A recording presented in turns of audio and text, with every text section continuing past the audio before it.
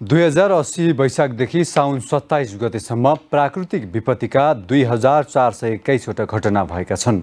यसमध्ये बाढी, पहिरो, चट्याङ र आगलागीका मात्र 1941 वटा घटना भएका छन्। ज्ञानमणि नेपाल कालोटोपीले तयार पारेको यो रिपोर्ट हेरौं। गृह मन्त्रालय अन्तर्गत राष्ट्रिय विपद जोखिम न्यूनीकरण तथा व्यवस्थापन प्राधिकरणमा यस वर्षको वैशाखदेखि साउन 27 गतेसम्म विपदका 2421 वटा घटना दर्ता भएका छन्। तीमध्ये हिमाली भेगका 14 वटा घटनामा 5 जनाको मृत्यु भएको छ भने 9 जना घाइते र 14 परिवार प्रभावित भएका छन्।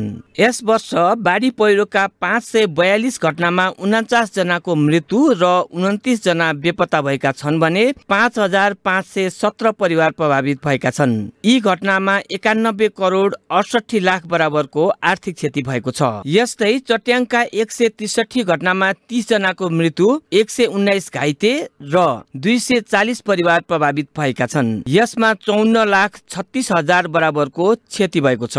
आगलागीका 1236 घटनामा 19 जनाको मृत्यु हुँदा 145 जना घाइते र 1627 परिवार प्रभावित भएका छन्। यसमा 79 करोड 71 लाख बराबरको आर्थिक क्षति भएको छ।